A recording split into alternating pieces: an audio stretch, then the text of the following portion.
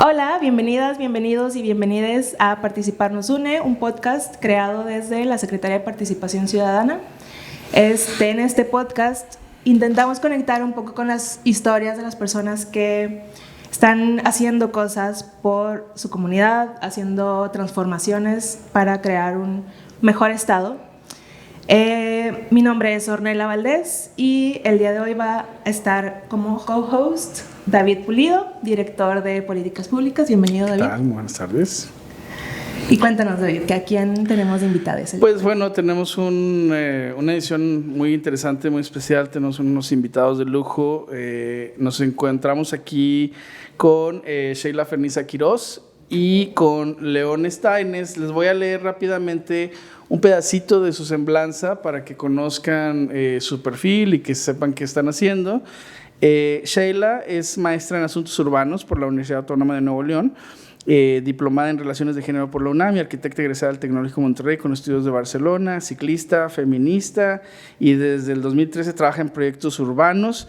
Es cofundadora de Trama Urbana, una consultoría, también ha sido panelista en muchos foros internacionales, nacionales y actualmente es profesora de cátedra en el TEC de Monterrey sobre urbanismo y arquitectura y además es integrante del colectivo de movilidad sostenible Pueblo y Ciudad. Muchas gracias, Sheila, por acompañarnos. Gracias por la invitación. También León, pues a lo largo de su carrera académica y laboral, León Staines Díaz se ha concentrado en temas relacionados con el espacio público, ordenación urbana, convivencia y su más reciente investigación explora la integración de las comunidades en los espacios de toma de decisión, que es justamente un tema que podríamos abordar en esta conversación. Ha realizado diferentes publicaciones, participado en diferentes conferencias internacionales de urbanismo y planeación urbana. Tiene un doctorado en filosofía por el programa de Community and Regional Planning de la University of Texas en Austin, becado por CONACYT, que ha sido recientemente transformada. También es un tema interesante de discutir, pero en otro espacio.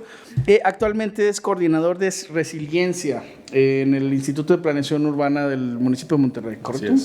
Pues les damos la bienvenida. Muchas gracias por acompañarnos a este programa y pues básicamente queríamos como concentrar un poco la discusión en el tema alrededor del derecho a la ciudad y también la participación de la comunidad en cómo ejercer ese derecho, platicar un poquito de qué es y si realmente las problemáticas que tenemos actualmente en la ciudad de diferentes niveles se pueden trabajar alrededor de este concepto tan amplio.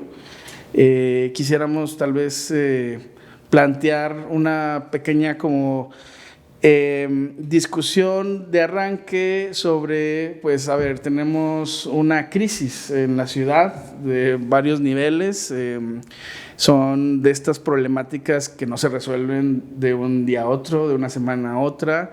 Venimos arrastrando ciertas situaciones por décadas que tienen mucho que ver, pues, definitivamente con el modelo de desarrollo, el modelo de planeación de los territorios, el tipo de gobiernos que tenemos, cómo tomamos las decisiones, eso que le llaman gobernanza, ¿no? Que es esto, cuestión de todos los sectores supuestamente trabajando hacia un mismo objetivo, pero no queda claro que realmente esto lo estemos visto o lo tengamos visto o esté sucediendo desde hace un tiempo. Más bien tal vez hay una desconexión más bien de los actores de la ciudad y entonces traemos un problema tenemos una pésima calidad del aire, respiramos un aire tóxico todos los días y esto tiene unas consecuencias increíblemente nefastas en la salud de las personas que habitan la ciudad, de las personas que habitamos este territorio.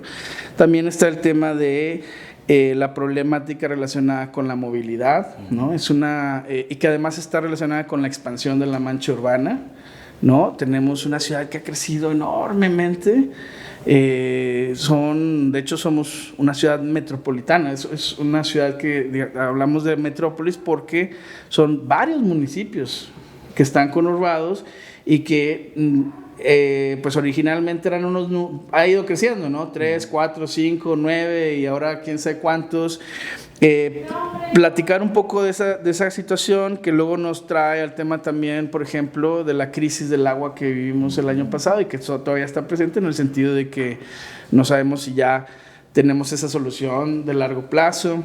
Y la carencia de los espacios públicos, de las áreas verdes, ¿no? También tenemos esa situación de que en muchas colonias de la ciudad no hay parques, no hay espacios para que la gente pueda disfrutar, que no sean espacios cerrados de consumo, ¿no? Como pues sí nos sobran los malls, pero pues ¿dónde están los parques? ¿Dónde están las plazas y que públicas? Además también son retos y cuestiones que le afectan a las personas como en diferentes niveles, ¿no? Hay personas que se ven mucho más afectadas que otras, entonces también representa un problema como más cultural, ¿no?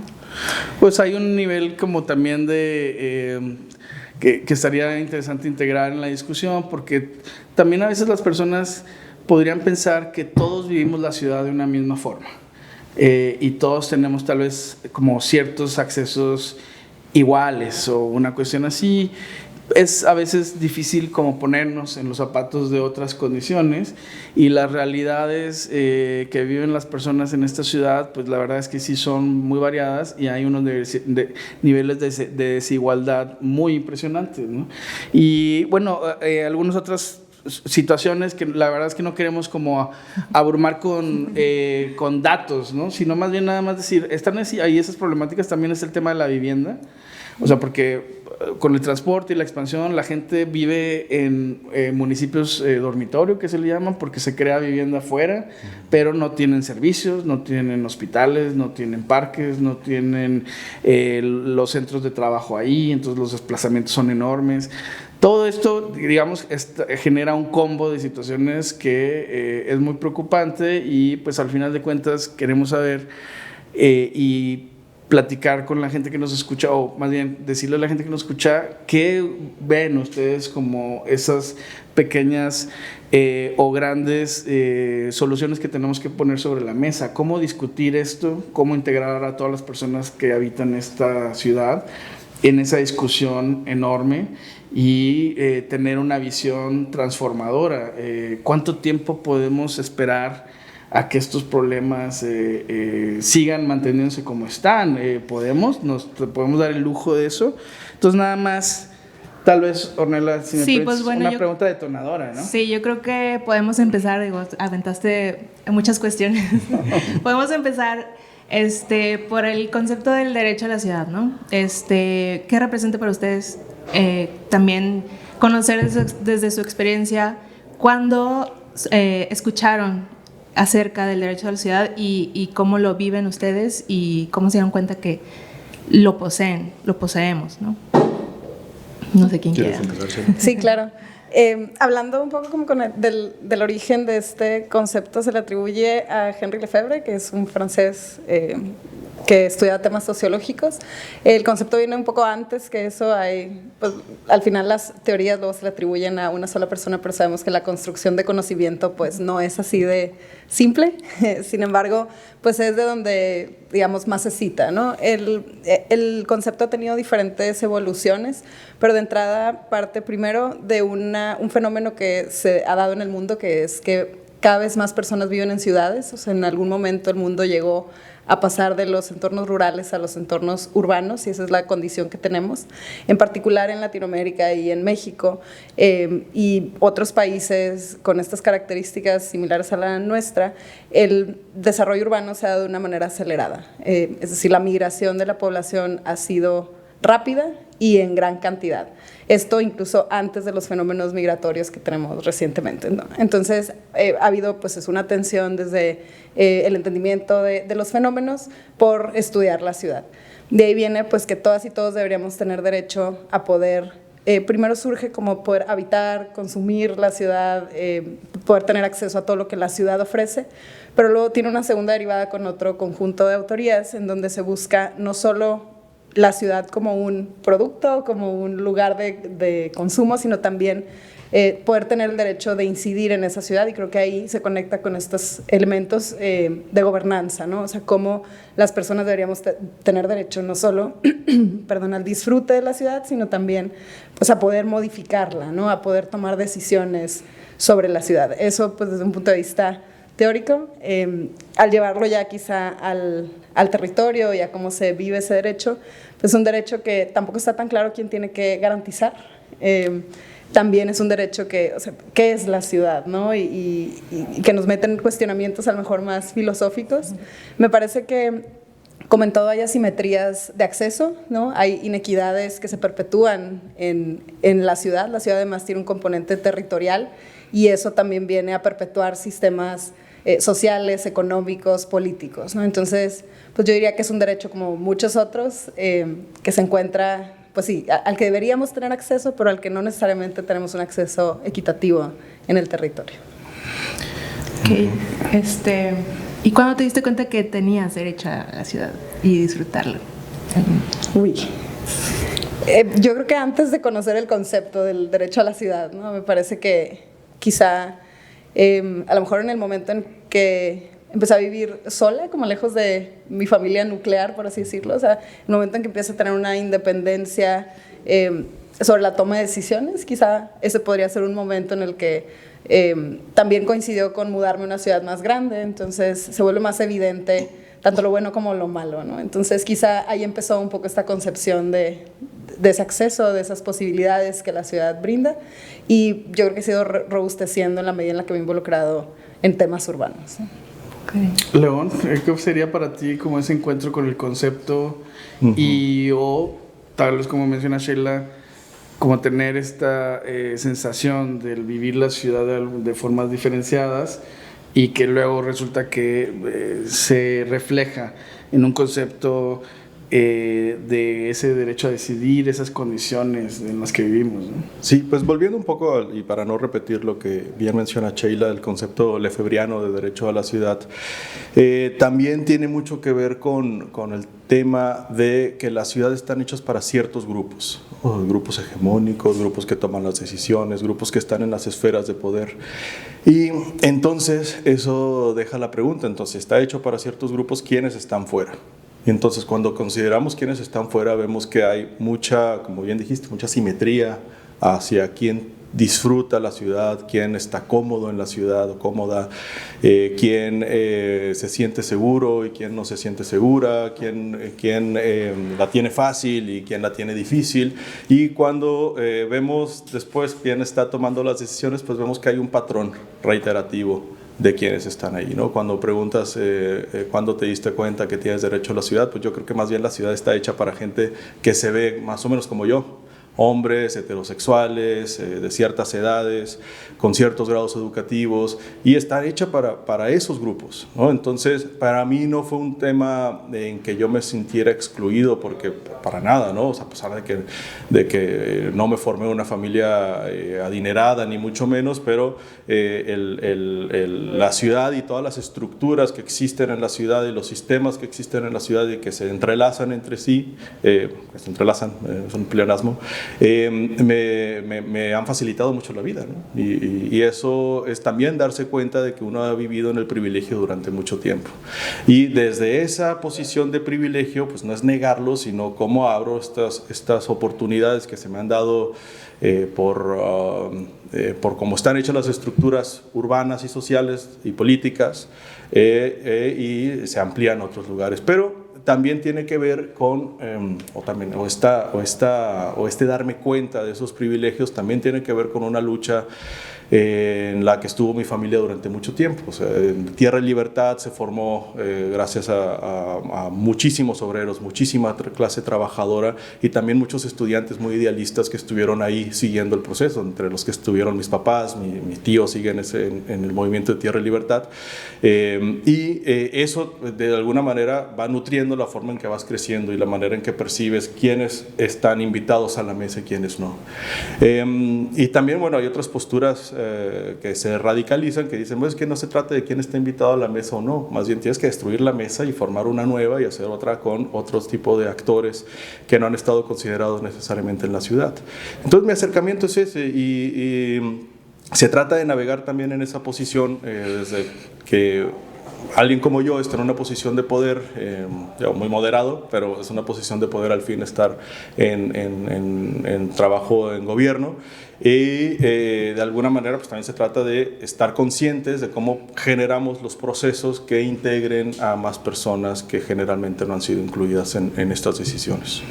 Muy interesante eso que dices de el movimiento social Tierra y Libertad, porque ahorita igual en una segunda set de preguntas nos podríamos concentrar un poquito justamente en estas movilizaciones que al final son las que han logrado garantizar ciertos derechos que no estaban sobre la mesa, las que dijeron vamos a construir otro escenario posible. Nada más un poquito como ahondando en el tema de las experiencias que ustedes tienen en los diferentes espacios donde están. ¿Consideran que esta cuestión del derecho a la ciudad está ayudando a como conceptualizar, desarrollar ciertos procesos o políticas que vayan hacia esa integración, o está muy desdibujado? Digamos, el concepto ya está incluso normado, está en la Constitución de la Ciudad de México, está en algunas leyes nacionales, ¿no?, de carácter nacional. ¿Ayuda eso o realmente el enfoque debería estar en otras cuestiones? Como tú decías, pues más bien tenemos una situación de élites o de poderes que a veces son quienes toman las decisiones a pesar de que haya ciertas, digamos, podrían ser algunos imaginarios que se nos dicen, oye, pues desde los gobiernos se construye también, la sociedad civil construye, el sector empresarial, pero realmente es así, ¿está sirviendo de algo como articulador este concepto o realmente ustedes lo ven desdibujado? ¿Cómo lo perciben? A mí me parece que hay que avanzar en los dos frentes, o sea, sin duda necesitamos un marco normativo que reconozca estos derechos, que reconozca también pues todas las obligaciones que se tienen en torno a avances, ¿no? Al final la cultura cambia y pues las leyes también tendrían que acompañarlo y ser cambiantes, aunque a veces pareciera que no. Lo que a mí me parece es que las personas vivimos en ciudades y la administración de esos territorios suele estar a veces desconectada de lo que sucede en otros niveles de gobierno, sobre todo donde se legisla. Hay un artículo en la Constitución que le da a los municipios autonomía sobre el territorio, ¿no? Ahí es en donde yo creo que radica una brecha principal entre toda la política pública federal y lo que sucede en el territorio, ¿no? Hay muchos avances que tenemos que reconocer que han sucedido a nivel federal, incluso algunos a nivel estatal en la legislación. Sin embargo, no hay consecuencias si esas políticas, o pareciera no haberlas, si esas políticas no se cumplen a nivel municipal o territorial, digamos ya, que es en donde, pues al final de cuentas, la población habita y es en donde también físicamente se traducen esos derechos y esas leyes y reglamentos, ¿no? Entonces, me parece que es fundamental tenerlas. Eso también ha ayudado, y cuando preguntabas, pues desde nuestras trincheras, ¿no? Me parece que ayuda a exigir, o sea, finalmente, desde la sociedad civil exigimos a los gobiernos que esos derechos se cumplan, ¿no? O que esas normativas se apliquen. Entonces, sí me parece que acompaña, o al menos le da un marco más robusto a las exigencias. Sin embargo, no es suficiente para garantizar que esas exigencias avancen, ¿no? Okay. Y sumando a eso, estoy completamente de acuerdo que se tienen que avanzar en los dos frentes, porque por un lado tenemos normativas que han cambiado y decisiones de gobierno que han consolidado la participación. Por ejemplo, el caso de la Secretaría de Participación Ciudadana no existía, ¿no? Entonces esa creación realmente le da una fuerza al término y le da institucionalidad a todos los procesos que se puedan dar. En el caso del municipio de Monterrey hay una dirección de participación ciudadana que la dirige Laura de los Santos y está haciendo un trabajo extraordinario en Monterrey, y realmente llegando con una gran red de ciudadanos en las colonias para canalizar exigencias muy legítimas en cada uno de los espacios en el municipio. Sin embargo, no hay que dejar de ver que la participación también tiene que ser contestataria, y no va a haber forma en que los gobiernos, o no debería haber forma en que los gobiernos coopten todos los espacios de participación. Está muy bien que existan los espacios, está muy bien que existan los canales, pero no hay que perder de vista que lo contestatario también es participar y que las protestas también son participación y que de esos espacios de crisis, como lo mencionaste al inicio del programa, me gustó mucho la palabra, porque de esos espacios de crisis también pueden salir muchísimas cosas buenas. No sé, en Colombia hace un par de años vimos que una reforma fiscal movilizó a gran parte del sector trabajador y después eso que empezó como un tema fiscal evolucionó y terminó siendo hasta un tema que tocaba la educación. Y ahora estamos viendo el primer presidente que viene de una corriente no hegemónica en Colombia, ¿no? Gracias a ese tipo de protestas y gracias a que hubo temas que se posicionaron en esas protestas.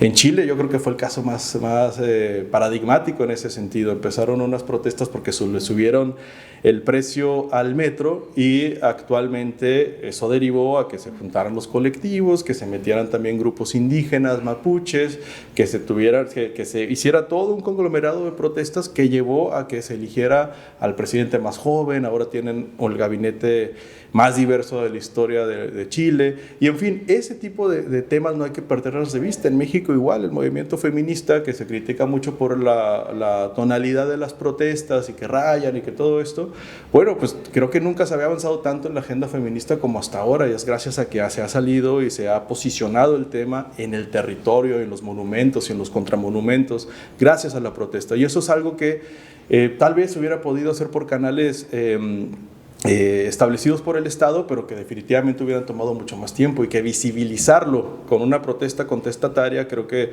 genera avances también. Entonces, sí, tiene que haber la institucionalización, pero también la ciudad no puede asumir y los gobiernos no pueden asumir a que todos los procesos de participación tienen que pasar por esos canales formales, porque hay muchas cosas que se generan en la otredad, en los que no son considerados los grupos centrales, en los que son los grupos periféricos, y esos hay que ponerle atención también y legitimarlos, ¿no? O más bien verlos con ojos legítimos, ese tipo de protestas, y ver cómo se pueden generar otras respuestas a partir de esas manifestaciones.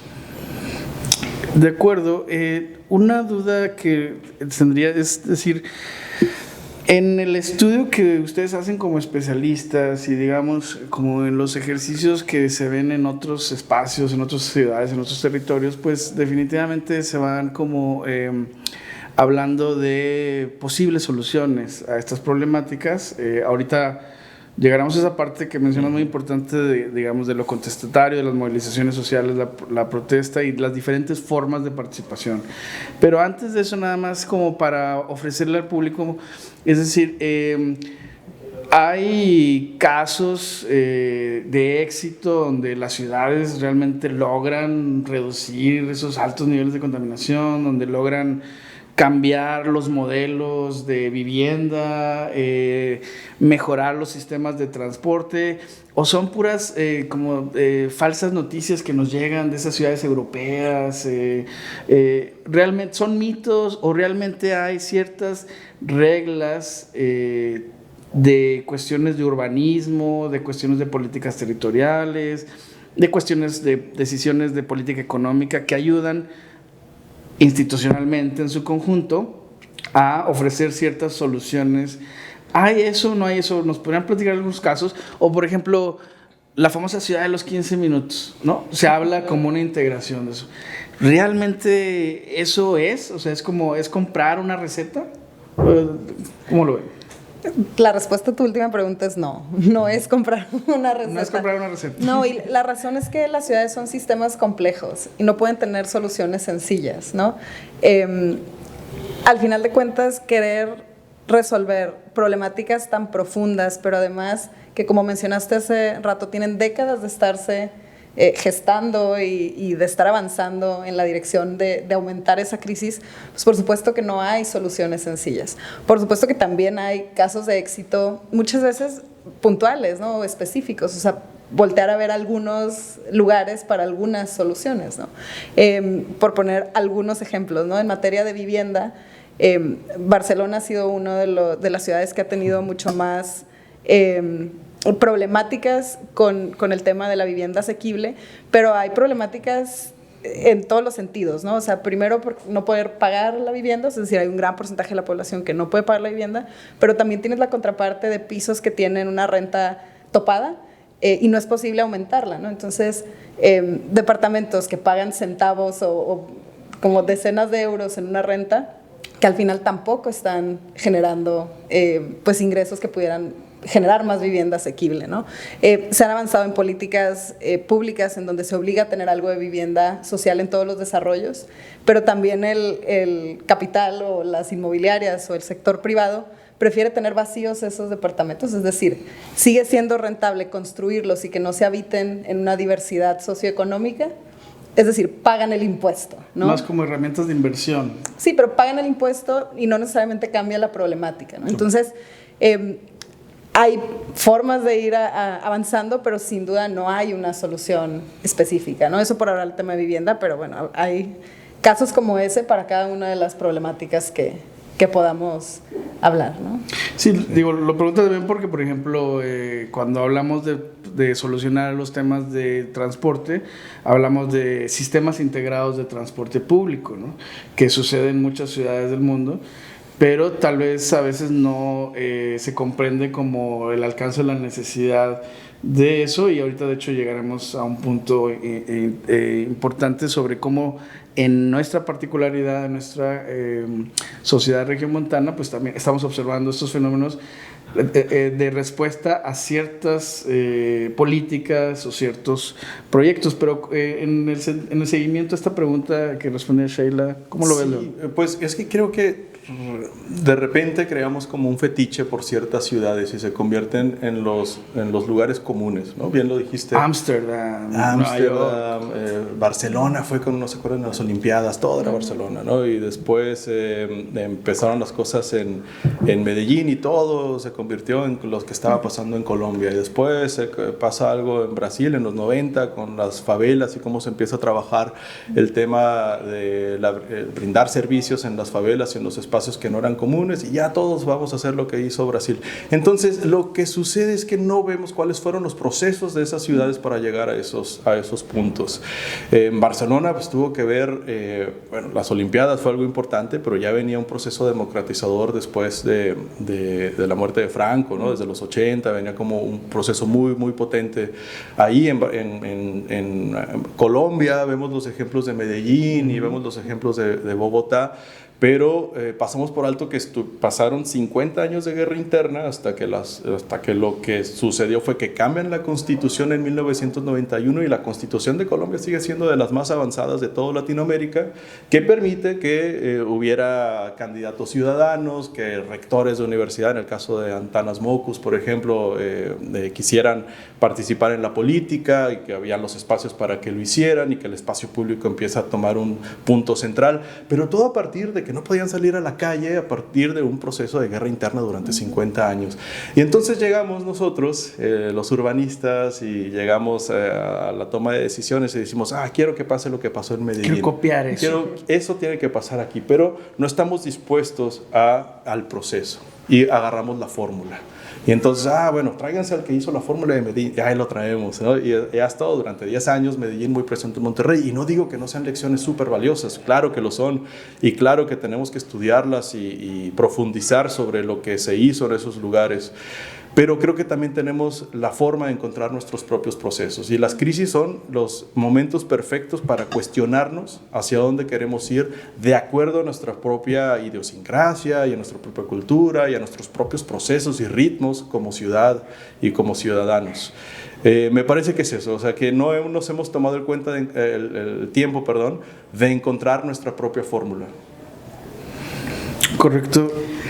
Pues sí, y bueno, ya aterrizándolo un poquito más a nuestro contexto, a nuestro estado y la zona metropolitana, que cada vez como que se expande bastante más y a una velocidad súper rápida, ¿no? Y también pareciera que está hecha también como para las personas que trabajan en un sitio, se trasladan de punto A a punto B, entonces como que se quedan de lado como todas estas cuestiones que requieren cuestiones más para la vida diaria, ¿no? Y para nuestro bienestar. Cómo, aterrizándolo aquí a nuestro territorio, cómo encontrar esos procesos y encontrar soluciones a los retos que tenemos presentes en el Estado. Sí, o sea, un poco abonando como la pregunta que formula Ornella. Ustedes hablan justamente de que en esta ciudad, y luego me acuerdo también por un ejemplo de Ámsterdam, que todo el mundo cree que Ámsterdam pues nació así, ¿verdad? Y entonces es un tema, la eterna frase esa de, es que ellos sí tienen cultura, es que en esa ciudad sí hay una cultura.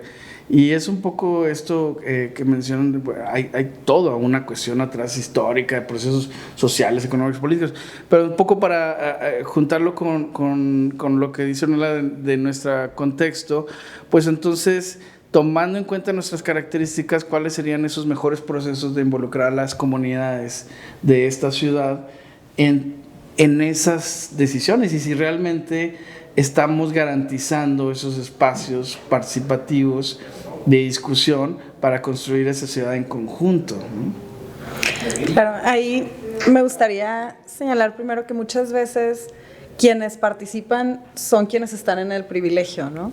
Quienes están en el privilegio de tomarse 2, 3 horas de un día para estar en las reuniones y convocatorias, quienes saben de esas convocatorias porque tienen acceso a la comunicación y a todos los medios como para ser llamados a esos espacios. También me parece que por una parte hay algunas carencias en los procesos, en el diseño de metodologías que no parten de la búsqueda de incluir a todas las personas en el proceso, a la mayor cantidad de personas, ¿no? O sea, deberíamos de cuestionar primero también quién falta en la mesa, como comentaba León, pero también por qué no está llegando esa diversidad, ¿no? O sea, ¿qué podríamos hacer mejor? Eso por una parte, pensándolo a lo mejor de arriba hacia abajo, ¿no? En un enfoque desde quien convoca a la participación. Pero también me parece muy importante ir a los territorios, ¿no? Conocer qué dinámicas ya existen, de qué manera la comunidad ya se está organizando, cuáles son las necesidades que tienen ahí. Me parece que tenemos algunos ejemplos en la ciudad de herramientas que están buscando precisamente esa democratización de la participación. Sin embargo, los presupuestos participativos, por poner un ejemplo, ¿no? Es un ejemplo que estamos trabajando también en clase.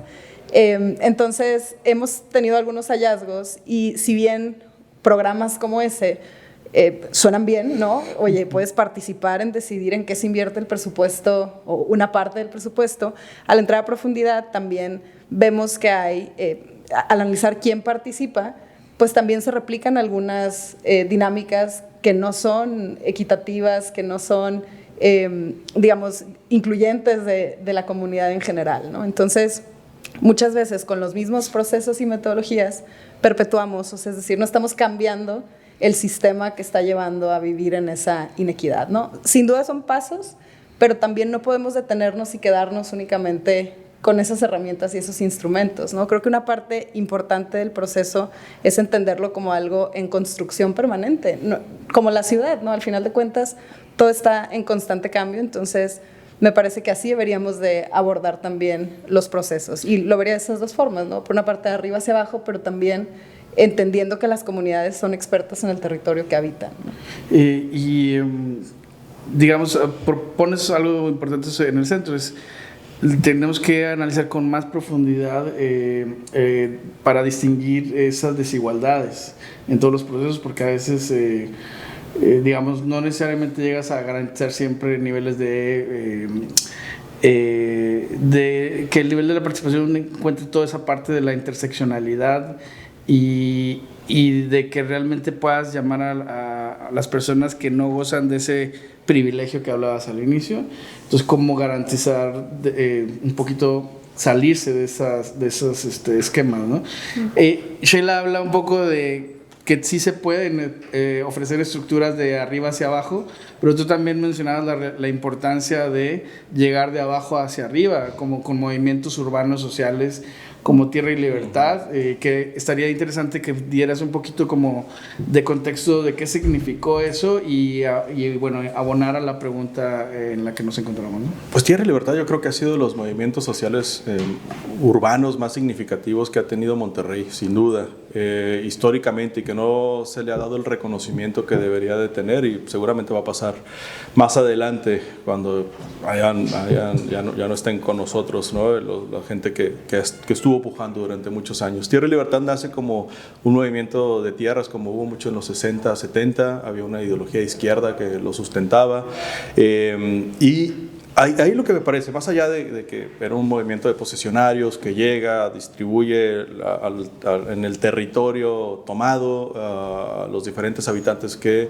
muchos siguen viviendo ahí, en su descendencia, la respuesta del Estado de Nuevo León fue bien interesante, porque en muchos lugares lo que se buscaba cuando sucedían ese tipo de invasiones a las tierras era sacarlos, ¿no? Entonces los grupos que tenían la tierra, los grupos que tenían la tenencia, buscaban al Estado para que literalmente lo sacara con el uso de la fuerza.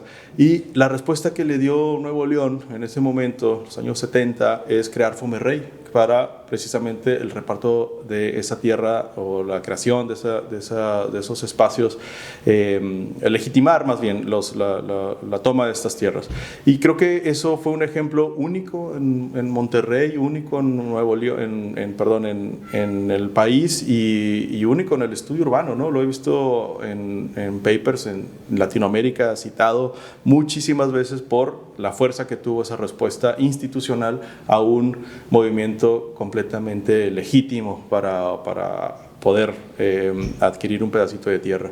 Y volviendo un poco a lo que mencionaba Sheila hace un momento, lo malo de ir después de Sheila es que se tiene que coincidir con ella, sí o sí, ¿no? Es muy precisa en sus comentarios. No, se vale no coincidir. No, que me parece muy interesante cómo sí ha habido... hay una teórica urbana, socióloga, que lo aborda la teoría desde la sociología, Fananak Miraftab, que habla de la participación desde dos esferas. Una es que hay una participación invitada. Yo, como ente que tengo el poder de generar un proceso, te invito a ti a participar. Entonces ya hay una serie de estructuras que son moldeadas por parte de quien invita, ¿no? Pero hay otra participación que se da en las comunidades y se da desde abajo, que es la participación inventada. La inventa la ciudadanía.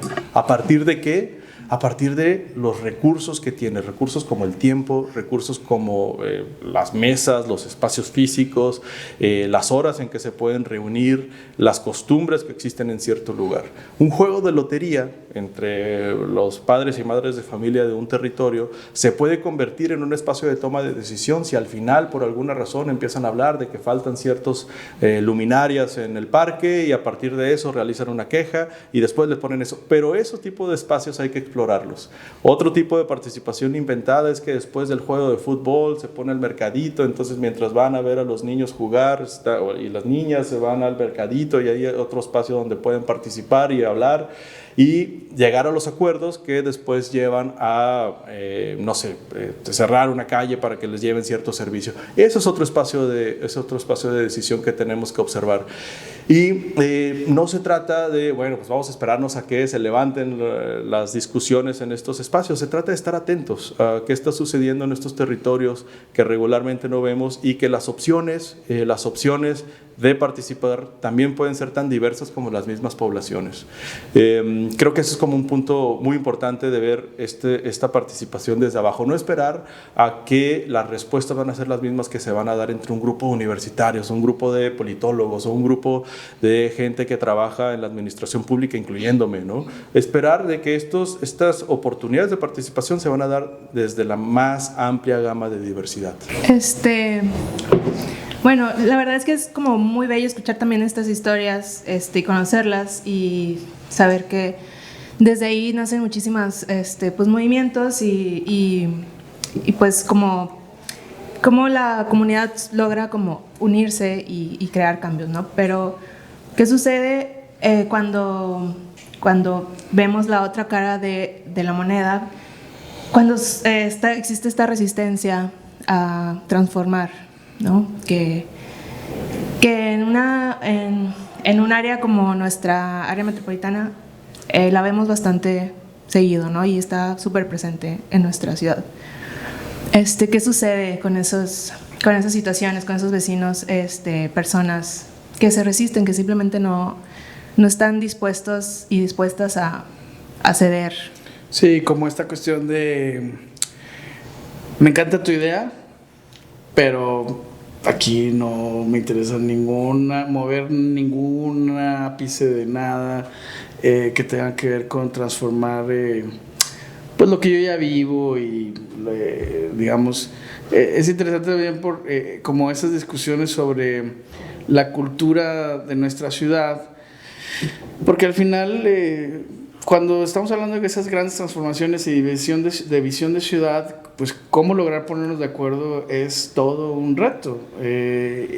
Además, un poco de lo que decías, León, ok, vamos a las comunidades con ciertos... ¿quién recoge, para empezar, estas, digamos, visiones y estos habitares, ¿no? Es decir, cómo la gente habita su territorio, sus necesidades, sus preocupaciones y demás, y que a veces no, la velocidad de la planeación y de los gobiernos no coincide con eso.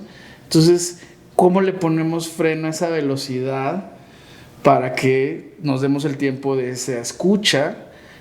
¿No? O sea, esos retos parecen como medio sistémicos, porque todos los gobiernos trabajan con esa velocidad. Necesito entregarte la obra en un año, porque además yo tengo que reportar indicadores. Sí, pero el proceso de escuchar a las comunidades lleva su tiempo. Si lo quieres además hacer sin hacer una intervención desde arriba hacia abajo. Entonces, un poquito cómo congeniar eso y además cómo hablarle a una sociedad en su conjunto que tiene grandes aspiraciones que han sido construidas por décadas desde el tema de la sociedad del consumo. Por ejemplo, un tema de yo quiero un cierto tipo de vivienda y no estoy dispuesto a que me digan ninguna otra opción. Y entonces, pues las casas por todos lados siguen creciendo porque es el único modelo tal vez que estoy dispuesto a aceptar. Quiero además que mi casa tenga estacionamiento para cada miembro de mi familia y no estoy dispuesto a que me digan que yo no tengo derecho al estacionamiento, cosas de ese tipo. ¿Cómo podemos trabajar estas grandes discusiones si además también hay un acelere para realmente tomar decisiones en cuanto a planeación urbana, movilidad, etcétera? Adelante.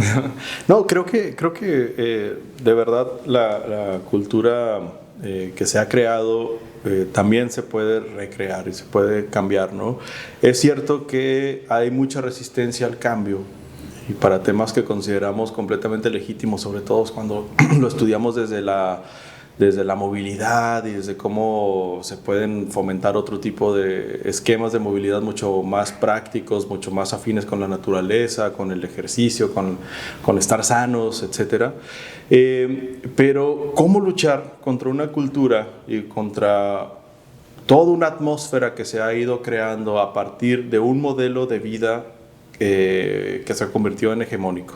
Es decir, si desde chicos, desde pequeños y pequeñas nos están diciendo que tienes que vivir en una casa unifamiliar para que no te molesten los vecinos y tienes que tener 2 carros porque ese es el símbolo del éxito y tienes que tener una pareja y tener descendencia y tener un perro y un gato de preferencia y tener un espacio para sembrar, o sea, nos dan una fórmula que nos la venden como la idea de éxito y nos lo refrendan en los comerciales de televisión, en las políticas públicas, en cómo en los programas estos de la mañana están todo el día diciendo vas a vivir en un espacio seguro porque tienes una puerta de vigilancia, y nos lo dicen tan reiteradamente que se convierte pues en la cultura hegemónica, ¿no?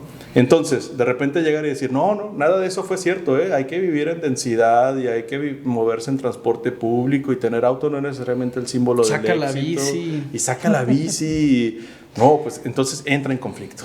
Entonces, ¿qué se puede hacer? Yo creo que hay que empezar a hacer las cosas que sabemos que funcionan, porque ya hay suficiente experiencia previa que se ha recopilado, y al mismo tiempo pues, crear programas y crear formas de comunicar novedosa para llegar a, pues a lo mejor ya no podemos con la generación que se formó y que cerró sus surcos neuronales y no hay manera de moverles ni un ápice, pero pues la siguiente generación es la que podemos todavía trabajar, y las ciudades se tienen que trabajar para generaciones, no se va a trabajar para esta y ya, no se va a cambiar todo en esta generación, va a haber un par de generaciones que tengan que pasar para que esto se empiece a mover, y creo que se han hecho algunos proyectos que han empezado a cambiar la manera en que se perciben la movilidad, y creo que los colectivos han tenido... ¿Aquí en la ciudad? Sí, y creo que los colectivos han sido muy importantes en esto, ¿no? El mismo pueblo bicicletero ha cambiado muchísimo la manera de percibir eso, la banqueta se respeta, ha posicionado un tema del que nadie hablaba antes, ¿no? La banqueta, en fin, los colectivos han puesto esto sobre la mesa y lo han capturado algunas personas en las políticas públicas, y después se han hecho varios proyectos que empiezan a ver o a mostrar que sí, otro camino es posible y también funciona y tiene sus ventajas y tiene sus desventajas, pero empieza a hablarse de ello, ya no se sigue solamente en la misma conversación. Sí, yo ahí sumaría también que, y creo que lo escucho un poco también en tu intervención, León, el tema de las narrativas, ¿no? ¿Quién las construye? Porque muchas veces las narrativas no son la realidad, ¿no? Si yo les preguntara cuáles consideran que son las zonas más densas de la ciudad, quizá la imagen que se viene a la mente son las torres que están construyendo en el centro de Monterrey. Las zonas más densas en esta ciudad tienen 3 tipologías diferentes. Una son las viviendas de interés social en la periferia, o sea, Real de Palmas, García. Ahí es en donde hay mucho más densidad de vivienda y de población que en el centro de Monterrey, en las torres. Tenemos también vivienda en los 80s, estos edificios como los condominios Constitución, 4 niveles de altura. Eso es más denso también, y las otras tienen que ver más con la configuración del territorio, la zona de la Campana, de Sierra Ventana, territorios que están construidos en cerro o en montaña, que también ahí tienen un tema pues, de acceso a espacio público, ¿no? Hay más densidad también porque hay menos espacio público entre los espacios privados, pero la narrativa construida en torno a la densidad es otra, y ahí tiene que ver también, lo conectaría con esta segunda idea, que tiene que ver con el rol del gobierno. En México tuvimos una apertura al neoliberalismo el siglo pasado, finales del siglo pasado, y eso también incidió. Un modelo económico muy particular, ¿no? Correcto, en donde el mercado privado se hace responsable de de muchas cosas, pero dentro de ellas algunas responsabilidades que antes tenían los gobiernos, ¿no? Una de ellas el tema de la vivienda, ¿no? La vivienda es un derecho constitucional, es un derecho que está en los tratados internacionales a los que México está adscrito. Hay un libro buenísimo de Carles Escoffier que habla de los derechos homónimos de la vivienda, o sea, ¿qué entendemos como derecho a la vivienda? Incide un montón en que no podamos garantizar ese derecho en nuestro país, pero además es un tema del que el gobierno se ha desentendido. A mediados, o no sé, el último tercio del siglo pasado, el gobierno construía vivienda pública, ¿no? La vivienda era un programa, no era solamente un producto ni una normativa, ¿no? Entonces, ¿de qué manera el gobierno puede… Derecho social. Claro, puede recuperar o asumir estas responsabilidades y no dejarlas al mercado, ¿no? O sea, el mercado no se regula solo. Entonces, muchos de estos elementos que están vinculados a derechos deberían de tener también un rol más activo desde gobierno. Lo que tiene el gobierno del Estado en este momento en su plan de desarrollo, bueno, no en este momento, pero el publicado que leí cuando se publicó, únicamente tiene que ver con regularizar predios, parecido al esquema que hablaba León. Sin embargo, parte del problema actualmente con eso es que pues esto está provocando también una expansión de la zona metropolitana, ¿no? En donde se localizan estos predios define cómo crece y se configura la ciudad, ¿no? Pero no hay nada que tenga que ver con dotar de vivienda asequible, con vivienda adecuada, ¿no? En todos sus elementos o componentes. Si nos vamos al transporte es un poco lo mismo, ¿no? En algún punto se decidió que hubiera concesionarios privados que brindaran este servicio que es responsabilidad pública, ¿no? Entonces, ¿de qué manera el gobierno puede de nuevo asumir algunos roles mucho más presentes? Así es, en cómo se brinda. O sea, si es un servicio que van a estar brindando privados, ¿de qué manera esos servicios garantizan los derechos que están obligados a satisfacer, ¿no? Por ejemplo, como equilibrar las rentas, por ejemplo, y que no sean todas fluctuantes. Claro, la que gestión cada del quien suelo. decida Sí. cuánto se paga de más, ¿verdad? Claro, gestión del suelo sería algo fundamental para la vivienda, ¿no? Bueno, Se nos sí, está ya. yendo el tiempo, es un problema siempre, obviamente, en estas situaciones. Claro, Quisiéramos seguir hay un horas montón la de plática. cosas que nos quedan pendientes también de abordar. Pero pues eso abre la invitación a que regresen, siempre son bienvenidos a la Secretaría. Algo que quieran abonar ya para cerrar, Sí. alguna conclusión. ¿Alguna idea general? Les invitaremos tal vez a decirnos un poco como su expectativa de cómo, al menos, por ejemplo, una invitación a nosotros en el gobierno del Estado, es decir, seguir buscando esta creación de los espacios, cómo o qué visualizan, qué visión tienen de ese mediano o largo plazo para esta ciudad. ¿Lo ven viable que logremos esa transformación? ¿Qué se imaginan como a manera un poco de conclusión, entendiendo pues que es un tema, como bien decían, pues bastante complejo, como la ciudad es como una especie de organismo con un montón de sistemas conectados, interconectados? Entonces, denos esa idea como de cierre que nos podrían compartir, ¿no? Sí, a mí me parece que retomaría el tema de que las ciudades son sistemas complejos y como eso deberíamos de abordarlos. Eso implica también que no hay una sola persona responsable de resolver las problemáticas de la ciudad. Al final de cuentas, nuestros comportamientos individuales inciden, los comportamientos colectivos inciden, lo mismo, lo que se hace desde lo público también. Entonces, reconocer esa complejidad del sistema y no tratar de buscar soluciones de receta, como decías, ¿no? O importadas, no en sus procesos, sino en sus productos, ¿no? O en sus resultados, sino más bien pues, reconocernos en este territorio. Creo que otra cosa fundamental, y creo que es el mayor reto que tienen los gobiernos locales y sobre todo los municipales, es pensar en el largo plazo, ¿no? Al final, 3 años no es nada para una administración municipal territorial, y creo que ahí radica también parte del reto, ¿no? También entendiéndose... Y la coordinación de la que hablabas. A eso iba. También entendiéndose como un territorio en donde un municipio no puede resolver el problema metropolitano, ¿no? Somos una ciudad compuesta, depende a quién le preguntes, pero de 18 municipios metropolitanos, ¿no? Entonces, si no podemos ni siquiera sentar a esas 18 personas a que se pongan de acuerdo, me parece que por ahí deberíamos de empezar. Gracias. Sí, y yo termino con una anécdota muy puntual. Cuando estábamos iniciando el proceso del plan de resiliencia en el municipio de Monterrey, tuvimos conversaciones con varias ciudades que estaban llevando procesos paralelos, ¿no? Entonces nos decían que en la ciudad de Austin, de hecho, nos decían, sí, mira, pero fíjense, también tienen que ver lo que dicen las comunidades. Nosotros fuimos a una comunidad vulnerable, una comunidad que tradicionalmente ha sido habitada por gente no blanca, gente de color, que en Estados Unidos, people of color es todos los que no son blancos, ¿no? O sea, pueden ser latinos, afrodescendientes, etc. Entonces, que llegamos ahí y les hablamos de resiliencia, ¿no? Nosotros como bien novedosos. Y nos preguntan, ¿y qué es eso? Entonces, cuando explicábamos el proceso de resiliencia, que es fortalecernos, que si tenemos un impacto profundo como una inundación nos podamos recuperar de forma rápida, nos decían, entonces ustedes nos van a hablar a nosotros de resiliencia cuando nosotros nos han tratado de sacar 3 veces de aquí porque llegan los grandes capitales a querer comprar nuestros terrenos. Nos van a hablar de resiliencia cuando este barrio se ha inundado 5 veces y nos hemos recuperado y aquí ha tratado nos han sacado a muchas personas gracias a estos famosos evictions, ¿no? que es muy fácil hacerlos, por lo menos en el estado de Texas, los propietarios tienen muchísimo poder en ese sentido. O sea, la expulsión de las personas de sus casas. La expulsión de las personas de sus casas. Entonces, ustedes nos van a hablar de resiliencia a nosotros somos los que les deberíamos estar enseñando a ustedes.